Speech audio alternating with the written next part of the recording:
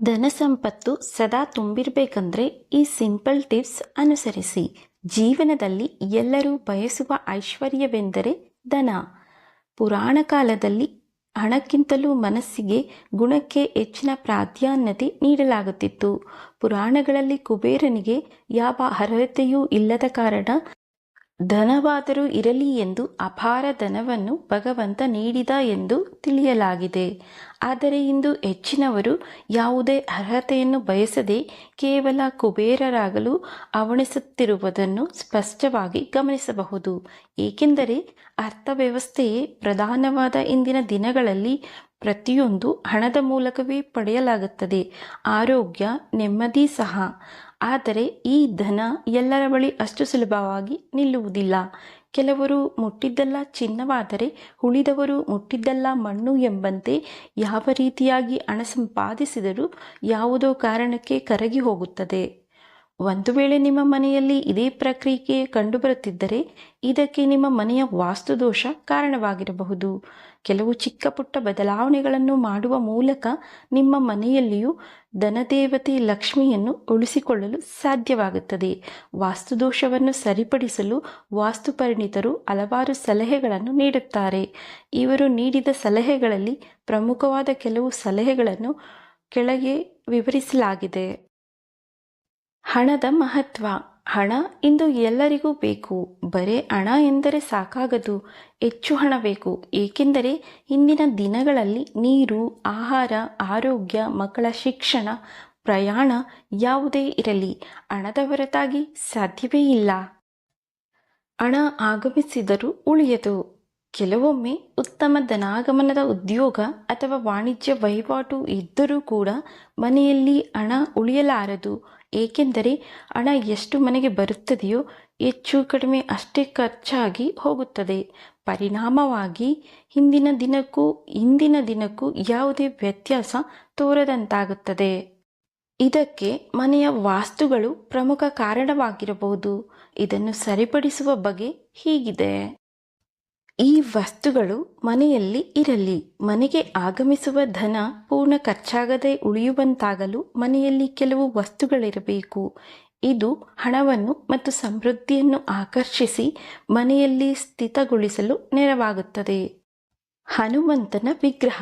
ನಿಮ್ಮ ಮನೆಯ ದಕ್ಷಿಣ ಭಾಗದಲ್ಲಿ ಹನುಮಂತನ ಪಂಚರೂಪದ ವಿಗ್ರಹವನ್ನು ಸ್ಥಾಪಿಸಿ ಪ್ರತಿದಿನ ಪೂಜಿಸಿ ಪ್ರಾರ್ಥಿಸಿ. ಇದರಿಂದ ಮನೆಯ ಅಭಿವೃದ್ಧಿಗೆ ಮತ್ತು ಹಣ ಸಂಗ್ರಹಕ್ಕೆ ಅಡ್ಡಿಯಾಗುತ್ತಿದ್ದ ತಡೆಗಳು ನಿವಾರಣೆಯಾಗುತ್ತದೆ. ಲಕ್ಷ್ಮೀ ಕುಬೇರರ ಪಟ. ಮನೆಯ ಹೊಸ್ತಿಲು ದಾಟಿ ಒಳಗೆ ಕಾಲಿಡುತ್ತಿದ್ದಂತೆ ಮೊದಲು ಕಾಣುವಂತೆ ಗೋಡೆಯಲ್ಲಿ ಲಕ್ಷ್ಮೀ ಕುಬೇರರು ಒಂದೇ ಪಟದಲ್ಲಿರುವ ಅಥವಾ ಪ್ರತ್ಯೇಕವಾದ 2 ಪಟಗಳನ್ನು ಇರಿಸಿ. ಇದರೊಂದಿಗೆ ಸ್ವಸ್ತಿಕ್ ಚಿಹ್ನೆಯ ಇನ್ನೊಂದು ಪಟವನ್ನಿರಿಸಿದರೆ ಇನ್ನೂ ಉತ್ತಮ. ಇದರಿಂದ ಮನೆಗೆ ಧನಾಗಮನ ಹೆಚ್ಚಾಗುತ್ತದೆ ಹಾಗೂ ಉಳಿತಾಯ ಸಾಧ್ಯವಾಗುತ್ತದೆ. ವಾಸ್ತುದೇವರ ಪಟ ಅಥವಾ ವಿಗ್ರಹ. ಮನೆಯ ಯಾವುದೇ ಒಂದು ಭಾಗದಲ್ಲಿ ವಾಸ್ತುದೇವರ ವಿಗ್ರಹ ಅಥವಾ ಚಿತ್ರವೊಂದನ್ನು ಇರಿಸಿದರೆ ವಾಸ್ತುದೋಷ ಸರಿಪಡಿಸಲು ಸಾಧ್ಯವಾಗುತ್ತದೆ. ಇದರಿಂದ ಮನೆಯ ಒಳಾಂಗಣದ ಪಾವಿತ್ರ್ಯತೆ ಹೆಚ್ಚುತ್ತದೆ ಹಾಗೂ ಮನೆಯಲ್ಲಿ ಉತ್ತಮ ಬಾಂಧವ್ಯ ಏರ್ಪಡಲು ನೆರವಾಗುತ್ತದೆ. ಮಣ್ಣಿನ ಮಡಕೆ. ಮನೆಯ ಉತ್ತರ ಭಾಗದಲ್ಲಿ ಒಂದು ಮಣ್ಣಿನ ಮಡಕೆ ಅಥವಾ ಸುರಾಯಿಯನ್ನು ಇರಿಸಿ. ಇದು ಅಪ್ಪಟ ಮಣ್ಣಿನಿಂದ ಮಾಡಿರಬೇಕು. ಯಾವುದೇ ಮಿಶ್ರಣ ಇರಬಾರದು. ಇದರಿಂದ ಮನೆಗೆ ಆಗಮಿಸಿದ ಧನ ಮನೆಯಲ್ಲಿಯೇ ಉಳಿದುಕೊಳ್ಳಲು ಸಾಧ್ಯವಾಗುತ್ತದೆ. ಅಂಗಡಿ, ವಾಣಿಜ್ಯ ಮಳಿಗೆಗಳಿಗೆ. ನಿಮ್ಮ ಅಂಗಡಿ ಅಥವಾ ವಾಣಿಜ್ಯ ಮಳಿಗೆಗಳಲ್ಲಿ ಇಟ್ಟಿರುವ ಲಾಕರ್ ಸದಾ ಉತ್ತರ ದಿಕ್ಕಿನತ್ತ ಮುಖ ಮಾಡಿರುವಂತೆ ಇರಿಸುವುದು ಅಗತ್ಯ.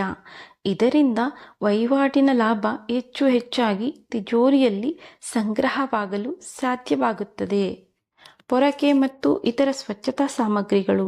ಮನೆ, ಅಂಗಡಿಗಳಲ್ಲಿ ಸ್ವಚ್ಛಗೊಳಿಸಲು ಪೊರಕೆ, ನೆಲ ಒರೆಸುವ ಬಟ್ಟೆ ಇತ್ಯಾದಿಗಳು, ಪಾದರಕ್ಷೆ ಮೊದಲಾದವುಗಳನ್ನು ಮೆಟ್ಟಿಲ ಕೆಳಗೆ ಇರಿಸಬೇಡಿ. ಇದರಿಂದ ಮನೆಗೆ ಅಥವಾ ಅಂಗಡಿಗೆ ಧನದ ಆಗಮನಕ್ಕೆ ಅಡ್ಡಿಯಾಗುತ್ತದೆ. ಗ್ಯಾಸ್ ಒಲೆ. ಗ್ಯಾಸ್ ಒಲೆಯನ್ನು ಉತ್ತರ ದಿಕ್ಕಿನಲ್ಲಿ ಇಟ್ಟಿಲ್ಲ ಎಂದು ಖಚಿತಪಡಿಸಿ. ಒಂದು ವೇಳೆ ಉತ್ತರ ದಿಕ್ಕಿನಲ್ಲಿದ್ದರೆ ತಕ್ಷಣ ಬೇರೆ ದಿಕ್ಕಿಗೆ ಬದಲಾಯಿಸಿ. ಉತ್ತರ ದಿಕ್ಕಿನತ್ತ ಇರುವ ಒಲೆ ಮನೆಯ ಸಮೃದ್ಧಿಯನ್ನು ಸುಟ್ಟು ಹಾಕುತ್ತದೆ ಎಂದು ವಾಸ್ತುಶಾಸ್ತ್ರಜ್ಞರು ಅಭಿಪ್ರಾಯಪಡುತ್ತಾರೆ. ಎಲ್ಲ ಶಕ್ತಿಗಳ ಸೆಲೆ ಆಗಮಿಸುವಂತೆ ನೋಡಿಕೊಳ್ಳಿ. ನಮ್ಮ ಮನೆ ಮತ್ತು ಅಂಗಡಿಗಳಿಗೆ ಧನದ ಹೊರತಾಗಿ ಹಲವು ರೀತಿಯ ಶಕ್ತಿಗಳು ಸಿಗುತ್ತಿರಬೇಕು. ಇವೆಲ್ಲ ಶಕ್ತಿಗಳ ಜೋಡಣೆಯಿಂದ ಮಾತ್ರ ಉತ್ತಮವಾದ ವಾಸ್ತು ಪಡೆಯಲು ಸಾಧ್ಯ. ಸೂರ್ಯನಿಂದ ಸೌರಶಕ್ತಿ, ಚಂದ್ರನಿಂದ ಬೆಳದಿಂಗಳು, ಭೂಮಿಯಿಂದ ಭೂಶಕ್ತಿ, ಅಯಸ್ಕಾಂತ ಶಕ್ತಿ, ವಿದ್ಯುತ್ ಶಕ್ತಿ, ಬೆಳಕು ಮತ್ತು ಗಾಳಿ ಇವೆಲ್ಲವೂ ಪಡೆಯುವಂತಿರಬೇಕು. ಲಕ್ಷ್ಮೀ ದೇವಿಯ ವಿಗ್ರಹ ಮನೆಗೆ ಬಂದ ಧನ ಉಳಿಸಿಕೊಳ್ಳುವುದು ಮತ್ತು ಇನ್ನೂ ಹೆಚ್ಚಾಗಿ ಧನ ಆಗಮಿಸುವಂತೆ ನೋಡಿಕೊಳ್ಳಲು ಮನೆಯಲ್ಲಿ ಲಕ್ಷ್ಮೀ ದೇವಿಯ ವಿಗ್ರಹ ಅಥವಾ ಪಟ ನಿಮ್ಮ ಪೂಜಾಗೃಹದಲ್ಲಿದ್ದು ನಿತ್ಯವೂ ಪೂಜೆ ಮತ್ತು ಪ್ರಾರ್ಥನೆಗಳನ್ನು ಸಲ್ಲಿಸುತ್ತಿರಬೇಕು. ಇದರಿಂದ ಮನೆಗೆ ಧನ ಹೆಚ್ಚು ಆಗಮಿಸುತ್ತದೆ ಹಾಗೂ ಮನೆಯಲ್ಲಿ ನೆಮ್ಮದಿ ಸದಾ ಇರುವಂತಾಗುತ್ತದೆ. ಸ್ನೇಹಿತರೆ, ಈ ಮಾಹಿತಿ ನಿಮಗೆ ಇಷ್ಟ ಆಗಿದ್ದರೆ ವಿಡಿಯೋಗೊಂದು ಲೈಕ್ ಮಾಡಿ.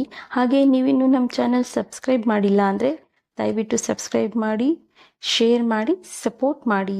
ಮತ್ತೊಂದು ವಿಷಯದೊಂದಿಗೆ ಪುನಃ ಭೇಟಿಯಾಗೋಣ. ಧನ್ಯವಾದಗಳು. ಎಲ್ರಿಗೂ ನಮಸ್ಕಾರ.